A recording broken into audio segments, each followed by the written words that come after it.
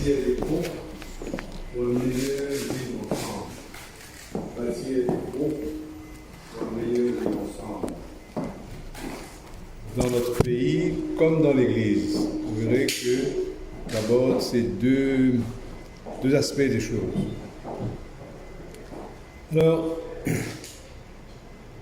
vous savez, notre vie a été très bousculée par le Covid depuis 2 ans, à l'école, dans les familles, à l'hôpital, dans le travail, etc.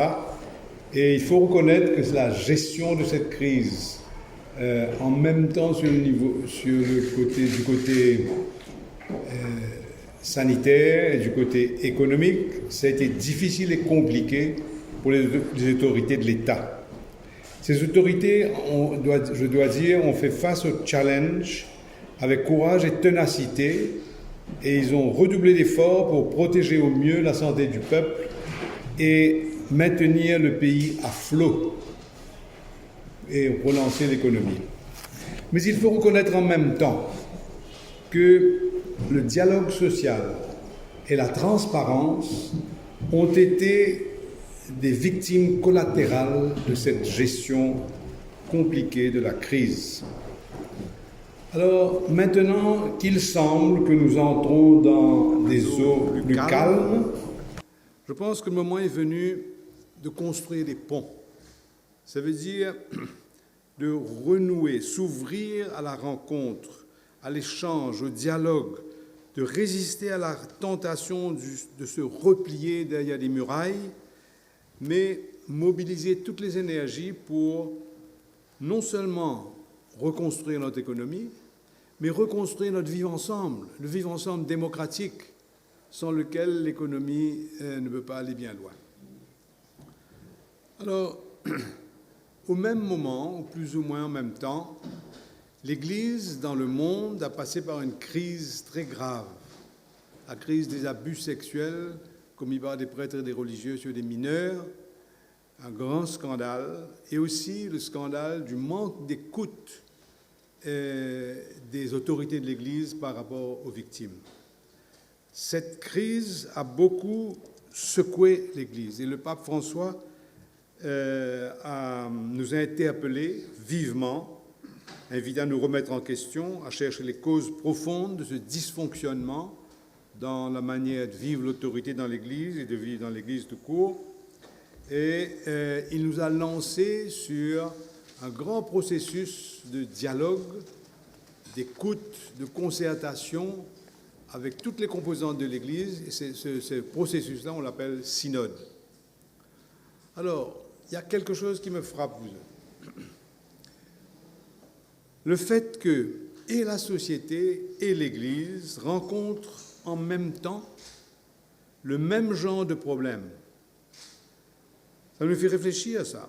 Et il me semble qu'il faut reconnaître combien facilement nous pouvons être comme aveuglés par un genre de mirage, un bien-être superficiel, comme si tout va bien, et on ne voit plus les caillas qui rongent notre poteau et qui peuvent mettre en danger la solidité de l'édifice ecclésial qui protège la vie de l'Église ou de l'édifice démocratique qui protège la vie d'un peuple. Alors, pour moi, c'est une grande interpellation et pour l'Église et pour notre société. Alors, quand justement on a des grandes difficultés comme le Covid et tout ça, nous sommes un peu tentés à nous renfermer sur nous-mêmes, à protéger notre pied carré.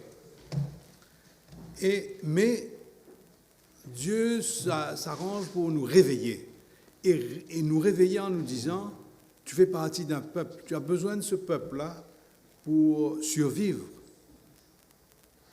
Prends compte de ton appartenance et sois solidaire. » Alors, je crois qu'une grande chose, c'est de retrouver notre sens d'appartenance à notre peuple.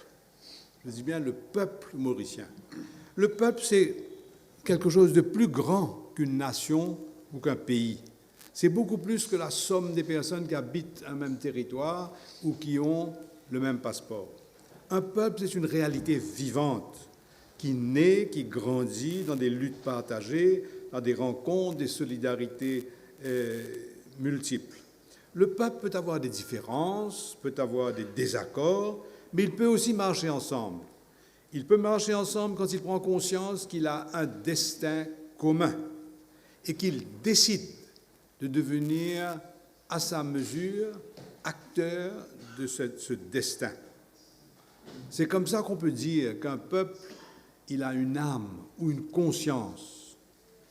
Or, cette conscience, pour être forte, doit reposer sur des bases solides, sur la base de valeurs comme le respect de la démocratie, le respect de la dignité de la personne humaine, la justice sociale, la solidarité, l'intégrité, l'indépendance des institutions.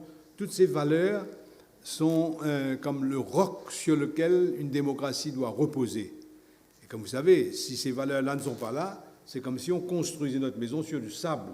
Premier coup de vent, première inondation, et nous sommes emportés.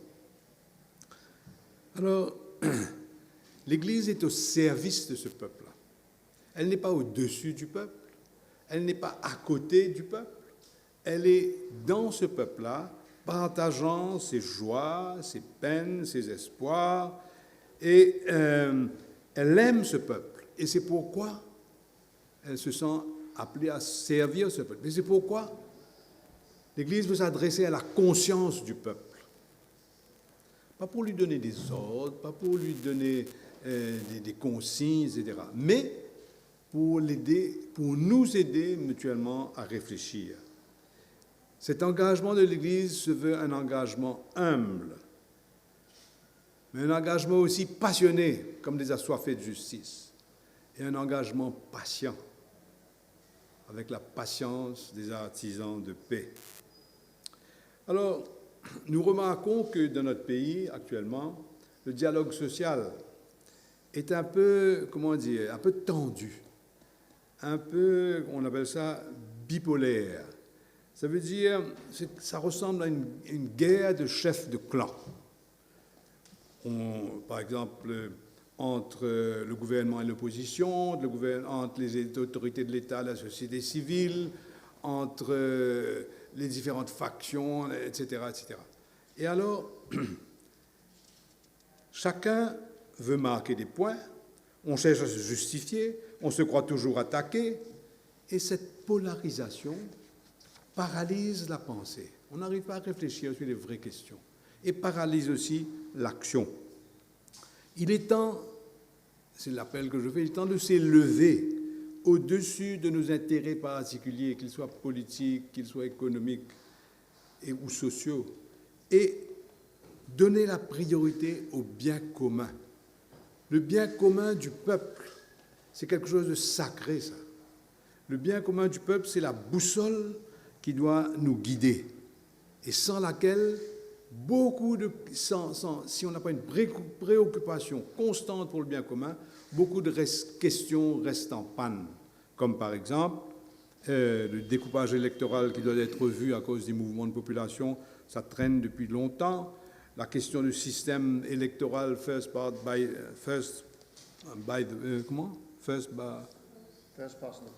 past the post. La question du financement des partis politiques, qui est une question très grave et sur laquelle aucun gouvernement jusqu'à présent n'a réussi à s'entendre, faute de volonté politique, faute de souci pour le bien commun. Alors, ce souci du bien commun nous pousse à nous préoccuper, par exemple, de l'indépendance de nos institutions. La santé d'une démocratie dépend de la confiance qu'on a dans les institutions. Et si cette confiance-là est entamée, l'édifice démocratique devient très fragile. Maintenant, le bien commun, ce n'est pas seulement le souci des autorités de l'État ou des députés ou des ministres. Le bien commun, doit être aussi le souci des électeurs. Parce que vous savez, les électeurs, quand on va voir un député ou un ministre, on dit, pas capable de faire ça pour moi. Ou bien quand quelqu'un devient candidat, on demande, qui est capable de faire pour moi? Mais la question n'est pas là. La question, qui est capable de faire pour nos pays? C'est ça la vraie question. Mais on est tout le temps là pour chercher des intérêts personnels et chercher des faveurs ou chercher un backing. Malheureusement, c'est devenu une espèce de maladie de la société mauricienne, de dépendre sur le backing pour son avancement. Or, si on continue dans ce sens-là, nos institutions vont devenir quoi? Des clubs de protégés. Et les protégés vont commencer à protéger leurs protecteurs. Et ça va être un cercle vicieux, une boucle qui est bouclée, et on n'avance pas comme ça. Alors, le bien commun doit être la passion partagée des députés et des électeurs.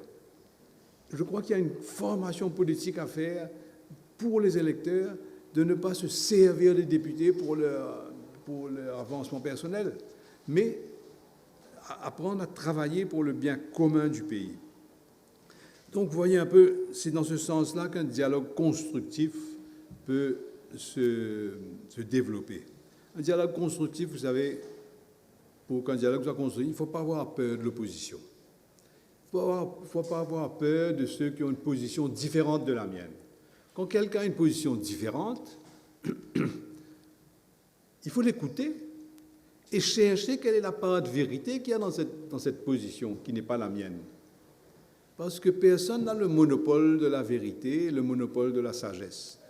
Alors, et très souvent, l'expérience montre que quand on écoute vraiment la part de vérité qu'il y a dans celui qui est mon contradicteur, celui qui n'est pas d'accord avec moi, quand on respecte la part de vérité qu'il y a dans sa position et que cette part de vérité rejoint celle qui est dans ma position, quand ces deux vérités-là se joignent ensemble, c'est à ce moment-là que très souvent les situations se débloquent, que très souvent on ouvre des chemins d'espérance.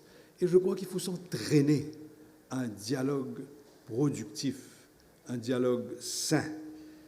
Souvent, tous les gouvernements, jusqu'ici, depuis l'indépendance, ont été toujours frileux, on ne peut pas dire réfractaires, devant l'opposition, devant la presse qui est critique, etc.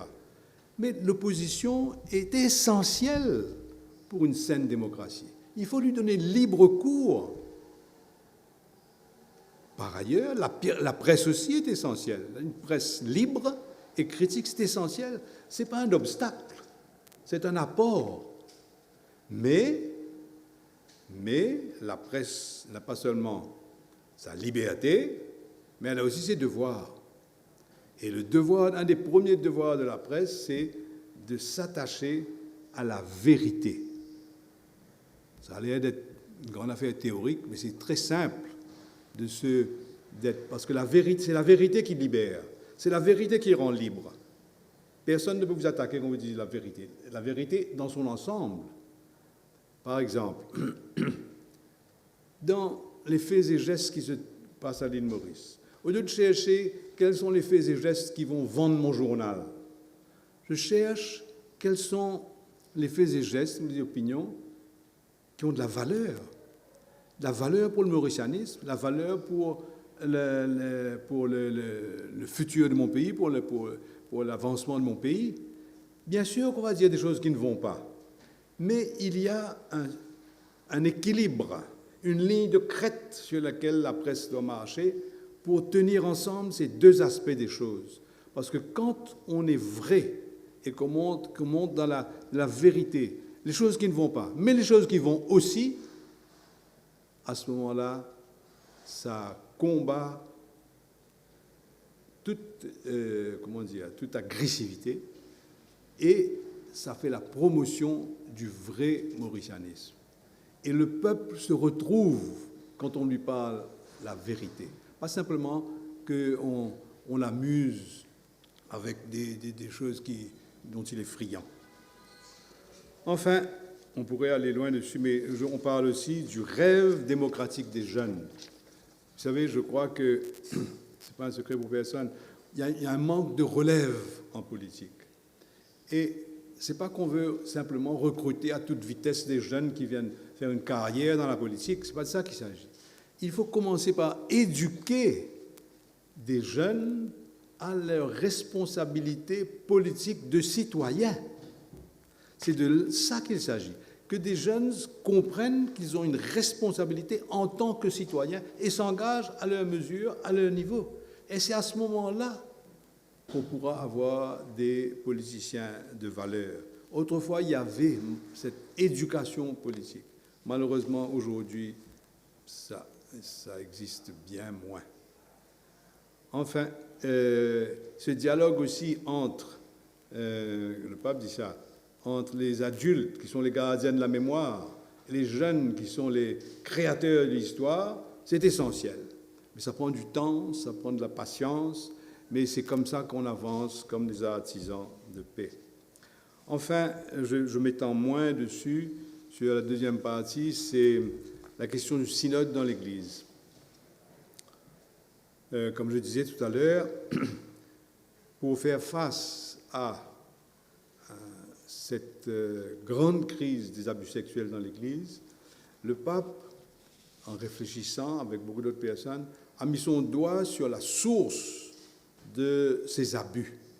Et la source de ces abus a été identifiée comme étant ce qu'on appelle le cléricalisme. Le cléricalisme, ça veut dire que le pouvoir de décision est restreint dans la main des prêtres et des évêques et que des décisions se prennent dans des cercles restreints.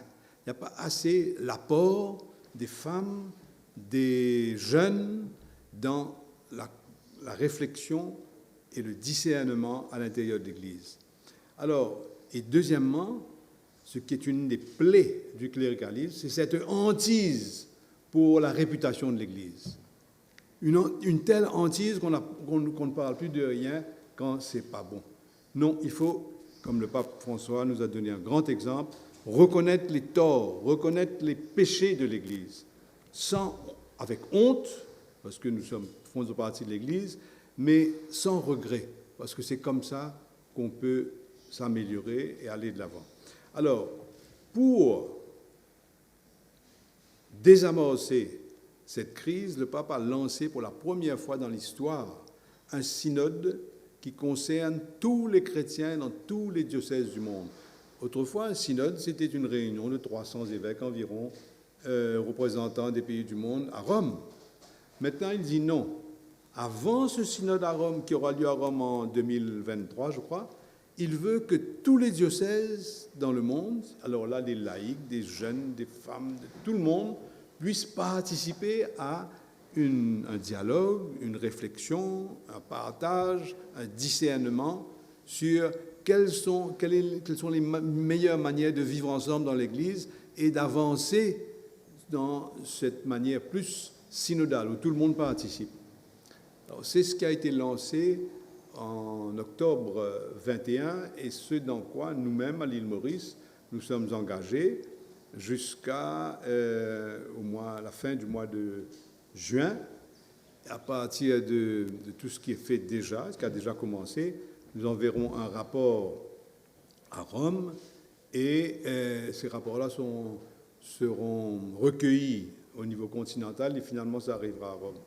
Ça veut dire que le pape tient à ce que tous ceux qui ont des choses à dire sur la meilleure manière de réformer l'Église puissent le dire. Et je trouve que cette approche est une approche courageuse et ça nous demande de nous soumettre à un entraînement de dialogue constructif. Et je pense que cet entraînement dans lequel l'Église s'engage peut être une contribution modeste, mais significative, pour cette nécessité dans notre pays de construire des ponts, de ne pas se cacher ou de se protéger derrière nos murailles, mais d'ouvrir des passerelles de rencontres, de dialogues et d'intérêt commun pour le destin de ce peuple, pour le bien commun de notre pays. Merci. Ah ouais, tu peux le dire. Au revoir. J'ai omis une partie de la conclusion, mais Père Labour va se faire un plaisir de nous partager cela. Alors, Monseigneur, dans sa lettre, donc, vous avez remarqué part de la crise de Covid-19, qui est une crise sociale et qui est une crise économique aussi, pas seulement une crise sanitaire, sociale, économique. Et alors, Monseigneur termine sa lettre en disant que l'île Maurice est passée par plusieurs crises dans son histoire. Et à chaque crise, ça a été une occasion d'une refondation du vivre ensemble et du peuple mauricien. Alors, Monseigneur évoque la crise de l'indépendance, je ne vais pas m'étendre là-dessus, qui était une crise d'identité nationale. Il évoque aussi la crise entre 1993 et 2013, une crise sociale avec la question du malaise créole, avec Kaya comme symbole de cette difficulté de reconnaître une partie de la population qui était dans l'extrême pauvreté et d'où sont nées toutes ces institutions d'accompagnement social. Et alors, à chaque fois, se basant sur ces deux grandes crises, nous traversons une troisième grande crise, on peut dire, c'est dans l'analyse de Monseigneur, c'est une crise de ce dialogue, de ce vivre ensemble, une crise de la démocratie. Alors, il n'y a pas de raison, la lettre se termine par un souffle d'espérance, parce que nous avons pu traverser ces crises-là. Et au fil de chaque crise, il y a eu une construction de notre peuple mauricien, dont nous sommes fiers. Il n'y a personne aujourd'hui qui n'est pas fier de l'indépendance. Il n'y a personne aujourd'hui qui prend des boutons quand on parle de la question créole. C'est un fait. Alors, se basant sur ces deux expériences, il n'y a pas de raison qu'on ne traverse pas cette troisième, dans le dialogue, dans une refondation de notre peuple. Donc la lettre se termine sur un souffle d'espérance, se basant sur l'expérience passée. Voilà. Est-ce que vous avez des questions, des précisions? On sera heureux de vous répondre. Voilà, quelqu'un. Peut-être que vous avez une question du fait qu'on aborde le troisième carré sur le plan sanitaire. Et récemment, il y a eu des restrictions qui ont été allégées, mais ce n'est pas le cas pour les messes. Est-ce que vous sentez qu'il y a eu un manque de dialogue à ce sujet dans l'équipe? Sur la question des 50 et des... oui. Pendant le... Écoutez, je crois qu'il y a eu pas mal de dialogues dans lesquels nous n'avons pas toujours été entendus, il faut le reconnaître. Mais nous savons que la gestion de cette pandémie, c'est quelque chose de très difficile, de totalement inédit, et qu'aucune autorité dans le monde peut dire qu'il avait des solutions en poche. Donc c'est dans cette perspective que nous avons accueilli, disons, les réglementations pour faire de ces réglementations difficiles des opportunités. Donc je pense que nous avons traversé ensemble cette crise et nous pensons que l'avenir s'annonce un peu meilleur malgré toutes les difficultés que nous avons eues dans cette gestion difficile.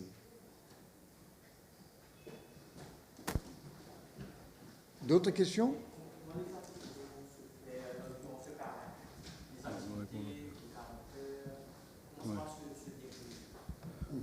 Oui. Alors, comme j'ai eu l'occasion de le dire, je vais partager ça avec tous mes confrères prêtres. C'est vrai qu'on ne peut plus avoir de grands rassemblements comme nous avions l'habitude pour les 100, les 40 heures, etc. Mais dans beaucoup de paroisses, ce qu'ils ont fait, c'est de démultiplier les petits rassemblements de 50 personnes dans un centre social, dans une salle d'œuvre, dans une cour, si c'est assez grand. On a différents lieux comme ça, autour d'une grotte, pour se rencontrer, recevoir les cendres pour le mercredi des cendres, écouter l'évangile, prier ensemble, et même quelquefois d'avoir des temps d'adoration. Alors moi, comme dit Père Labour, je trouve que c'était une bonne manière de se servir de cette contrainte pour, au contraire, favoriser et valoriser la prière à la base dans les quartiers, les rencontres. Oui, par exemple, ce qu'on appelle les 40 heures que nous ne pourrons pas vivre cette année de la même manière, parce que pour nous, les 40 heures, c'est la contemplation de Jésus dans l'hostie. C'est l'exposition du Saint-Sacrement. Alors, comme nous sommes des personnes, des citoyens résilients, ça veut dire we make the best of a bad thing, on va démultiplier les lieux où on pourra contempler Jésus hostie dans l'exposition du Saint-Sacrement, dans les quartiers, et tout en respectant les règlements actuels. Nous savons bien qu'il y a eu quelques débordements, mais nous respectons les règlements actuels, en espérant qu'ils seront peut-être un peu élargis dans les jours à venir. C'est une espérance. D'autres questions? Bien sûr, ce que vous avez dit par rapport à la nécessité d'écouter ceux qui ont des avis contraires par moment, par exemple, le gouvernement, l'opposition, la société civile, en faisant référence à ce qui s'est passé pour le discours, pour le message de Noël et les réactions lorsque vous prenez position, par exemple, sur le logement social. Est-ce que vous sentez que l'Église aujourd'hui a des difficultés à se faire entendre, à ce qu'on accepte ce qu'elle a à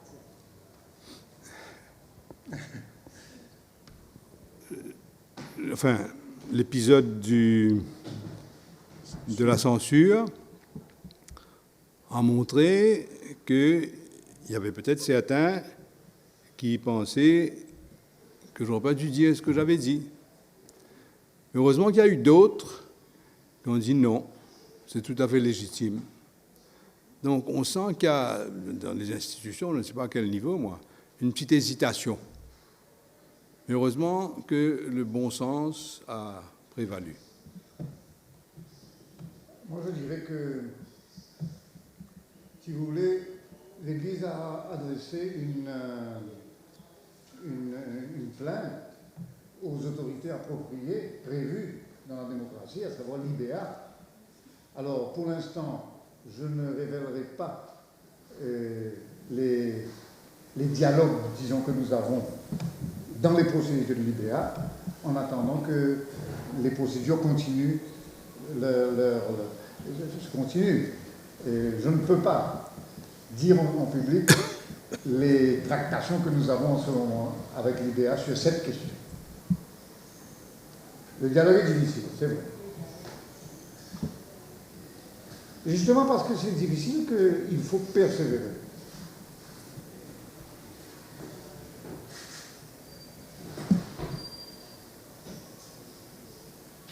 D'autres questions?